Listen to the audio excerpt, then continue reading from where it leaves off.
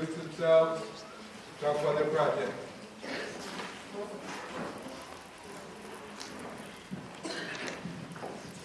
Hello, we are Team Energizers. My name is Maya Williams. I'm 13 years old. I attend Francis Granger Middle School. I'm in 8th grade. This is my second year in junior AXO. And a fun fact about myself is I like to play tennis, and my job as the scribe was to take notes on the meetings and send them back out afterwards. Hi, I'm Micah Thigpen. I'm timekeeper. I go to Gregory Middle School. I'm in 6th grade. This is my first time in the AXO program. My job as timekeeper is to make sure we get everything we need to get done in a certain amount of time. And a fun fact about me is I like to play baseball. Hey guys, my name is Joseph White. I'm 14 years old. I'm in 8th grade and I go to Jefferson Junior High School. My job as the editor was to basically make sure that there are no spelling or grammatical errors on the abstract or on the presentation.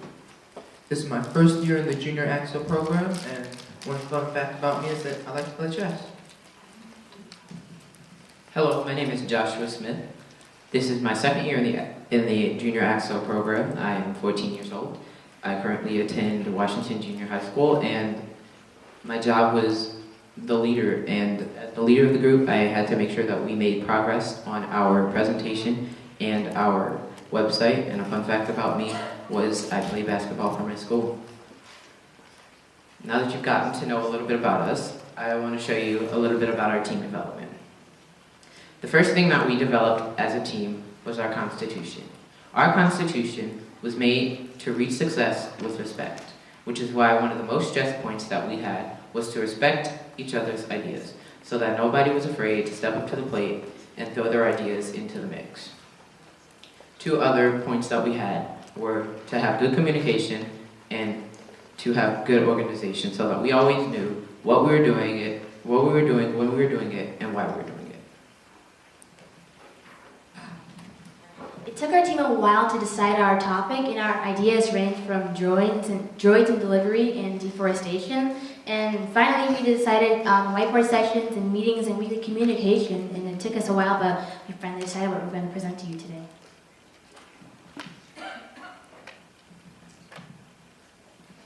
The last thing that we're going to share with you today that we developed as a team was our timeline.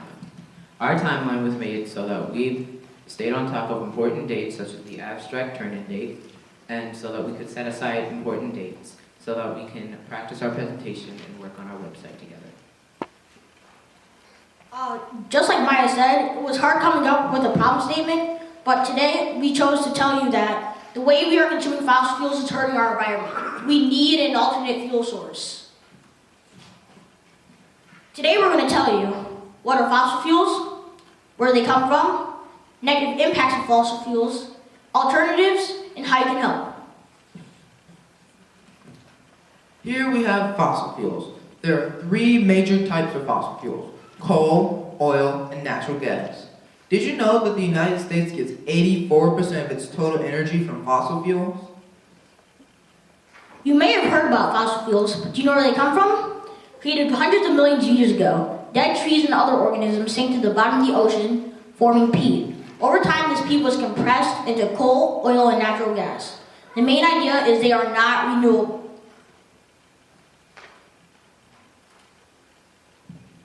Now that you know what fossil fuels are, I would like to share some of the negative impacts of fossil fuels.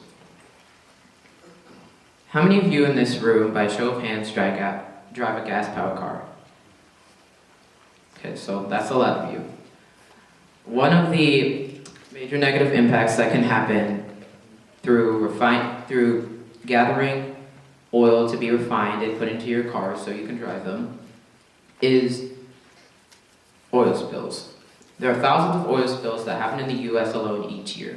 44 of these thousands of oil spills that happen in the U.S. alone each year contain 10,000 barrels of oil being spilled into our environment.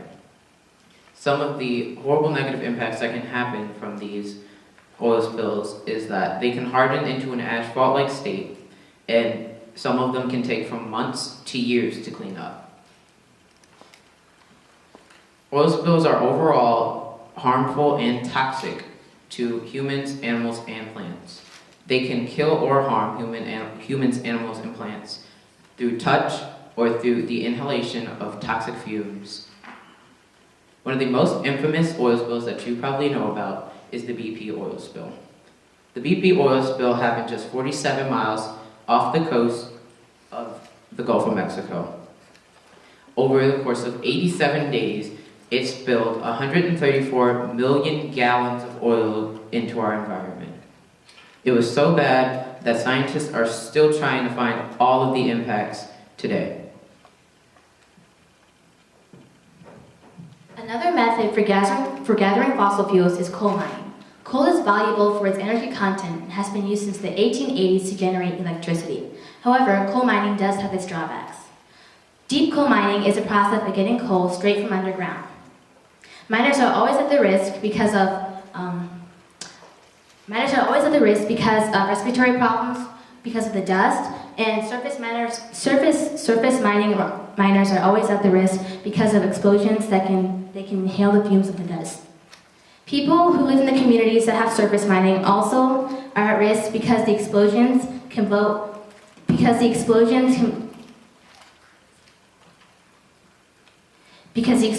break underground water tables and contaminate drinking water. As you can see here, you can see how there are different methods of underground mining methods and surface mining. You can see how far the coal miners have to go underground. Shaft mines are the deepest coal mines, and some miners have to go nearly 1,000 to 2,000 feet underground. If one of these pillars break, then you can see that the miners will be stuck under there until somebody digs them out. And for surface mining, sometimes they have to blow up the entrance to the coal mines to get to the coal beds, and sometimes the explosions can be so big that the debris can damage nearby houses. A few of the common diseases that coal miners can get are CWP, coal workers' pneumoconiosis, which is also known as black lung, or when coal and air and dust can build up in the lungs and can't be removed. And chronic obstructive pulmonary disease, or COPD, is a combination of lung diseases that block the airflow. Communities that have surface mining are shown to have an increased rate of cancer, respiratory problems, and low birth weight. Next up is acid rain. Acid rain is a direct byproduct of the way we currently consume fossil fuels. Acid rain is just any form of precipitation that is unusually acidic. This extra acidity is caused by the pollution from fossil fuels that mixes with the rain. Acid rain can harm plants and animals, damage buildings, it can cause certain health concerns, and there's a picture of some of the animals that are harmed by acid rain. And as you can probably guess, that water isn't too clean either. Another negative impact of burning fossil fuels is smog. Smog is fog and pollution caused by burning fossil fuels. Smog can be the cause of many illnesses, some as deadly as lung cancer. Did you know that the 4 most polluted cities in America are located in California? Bakersfield being described as the worst.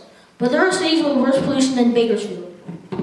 There's one artist in Beijing who went outside every day and held a vacuum to get as much pollution as he could for 100 days.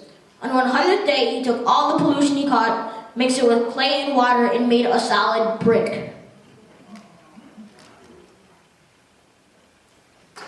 The most controversial impact of the way we currently consume fossil fuels is climate change. Climate change is caused by the release of gases from burning fossil fuels that can cause crazy weather patterns. Have you noticed that lately we've been having some pretty warm winters? This January we had a record-breaking winter. This next video that was shown during the presidential debate will explain this. Hey, this is Henry from Minute Earth. NBC News and YouTube asked us to make a video giving context for a question at the Democratic presidential debate on January 17th, 2016. Most of you live all around the world and may not have seen the debate, so without further ado, here's the video and the response from the candidates. Many Democratic voters are passionate about the need to do something to combat the threat of climate change, including the team of scientists from YouTube's Minute Earth channel. Here's their take. Hello from Minute Earth. Fossil fuels have long kept our cars moving and our light bulbs lit. But we now know that burning these fuels releases heat-trapping gases that are warming the planet, causing seas to rise and contributing to extreme weather events like South Carolina's devastating flooding last year. Fighting human-caused climate change means giving up our global addiction to fossil fuels and shifting the bulk of the world's energy supply to alternative sources. Some countries have acted decisively to make this transition, but here at home, we still get a whopping 82% of our energy from coal, oil, and natural gas. In the US, political gridlock, pressure from industry lobbyists, and insufficient R&D have made an already tough battle against climate change even tougher. Sander? As you can see, there are many negative impacts that go with the way we consume fossil fuels. I think this is a pretty good indicator that we need to change. There are many proven alternatives to fossil fuels, but we're going to share 2 with you today. The first alternate energy resource we're going to talk about is geothermal energy. Geothermal energy is a transfer of heat to clean, sustainable energy. Some of the sources range from hot rock, hot water, to the most powerful, magma. The base of geothermal energy is the unlimited heat coming from the Earth's core. All geothermal energy power plants are designed to get hot water and steam, use it, and return it to the ground to prolong the heat source. The hydrothermal convection system is the most common energy used by geothermal energy power plants. As you can see in this graph, the cold water is pumped into the earth, heated by the Earth's core, and then rises up into the power plant to be generated into electricity, while some of the water passes back down into the earth to be heated again.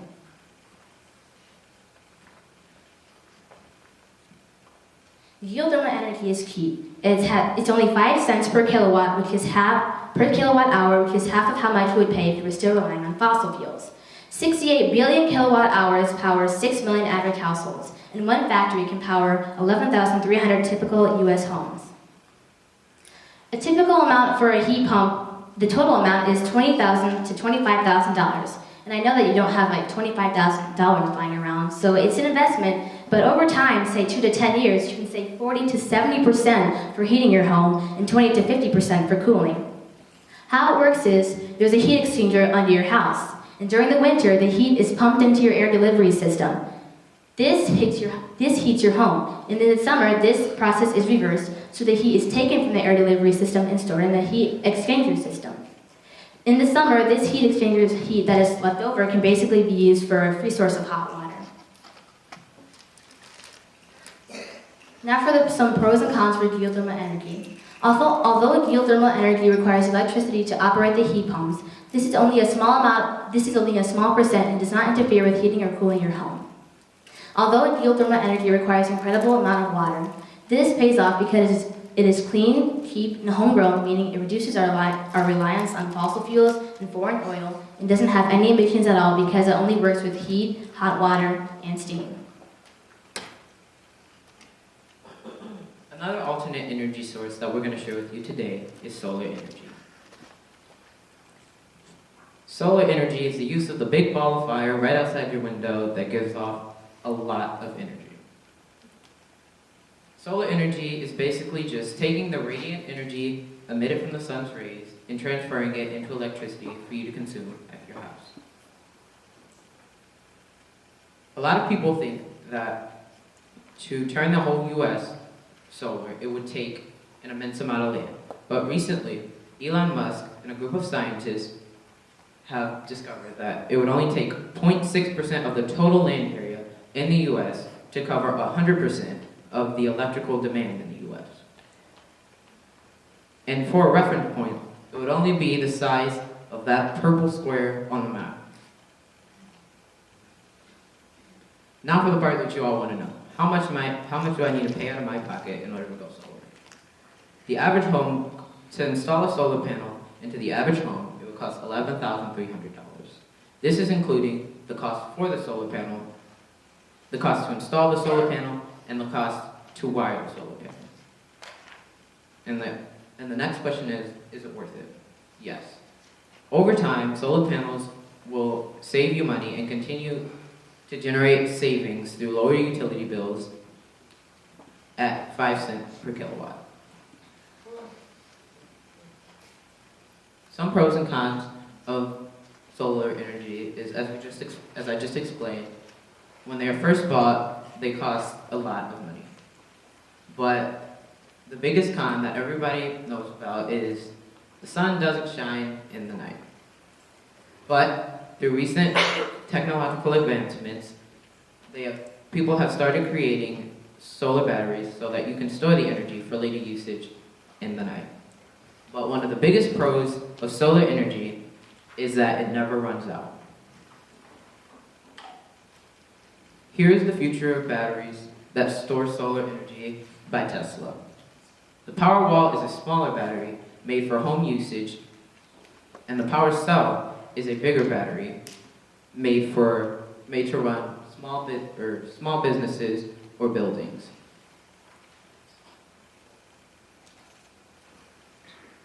Currently, there are a lot of people using solar energy, whether through homes or businesses right now. And together, they are stopping tons of damaging carbons or greenhouse gases from being emitted into the atmosphere by stopping tons of fossil fuels from being burned. Well, since we know you can't walk out here right now and immediately convert to geothermal and solar, here are some things that you can do right now to help. For instance, you could carpool, which would save one or maybe even two cars from being out there on the road, which would mean less gases being emitted into the air. You could walk or ride your bike to the nearest building or store so you wouldn't use your car as much. You could turn off the lights in a room after you're done in the room.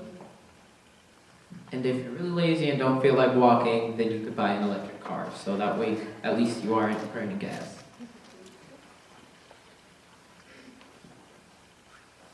The biggest thing you can do right now is spread the word about how fossil fuels are hurting our environment. Tell your friends, family, and friends. I mean, friends, family. Friends and family. So now we'll show you our website that we have created for you.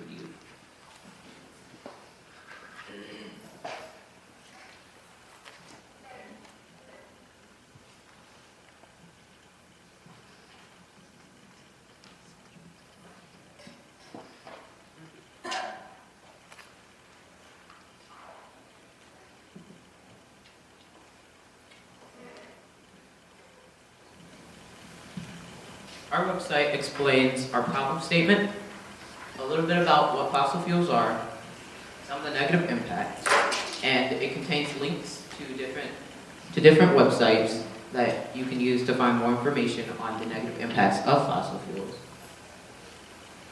If I click here, it will take me to a website all about oil spills, and this one takes me to another website that deals with coal mining and the recent explosion in Russia. And it tells you some of the alternatives, and we have links here to our team and a little bit about ourselves. And that's all. Thank you.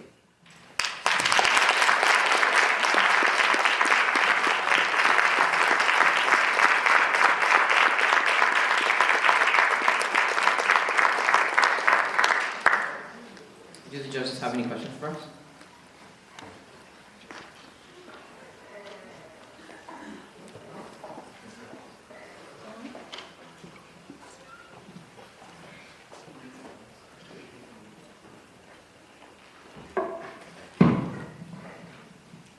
Very thought-provoking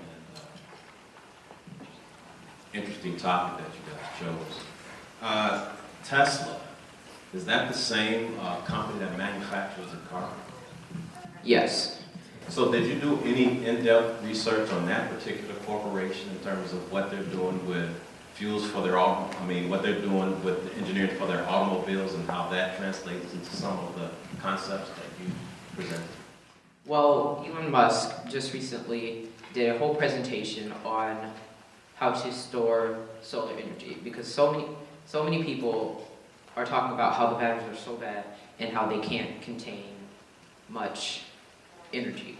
So he has recently created another presentation that he shared, and you can look that up and it'll go more into depth about what he's been doing for stopping fossil fuel usage. And then how do you think you could encourage the average consumer to consider making an investment in like solar panels in their homes or those type of applications for what you guys are introducing as LEED or energy conservation for our houses? Well, as me and Maya stated before, by switching to solar panels and geothermal energy, you can save money. You can, over time, your system will pay itself off and continue to save you money even after it pays itself off. And if you use a solar panel and it's completely reliable, and you're completely reliable on yourself, and you go completely off the grid, then you would not be paying any money for utility bills.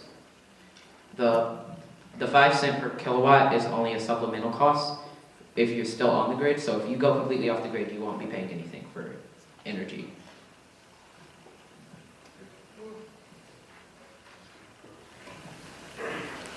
How did the team, what was your method of working together to create the website? Well, we all met up and we went through the website and we showed like a little bit of how to like make links, and then we all put in our content into the website, and using HTML and CSS, we created the website that we have for you today. That's what I want to know about the programming. So, you answered the question. Is that all?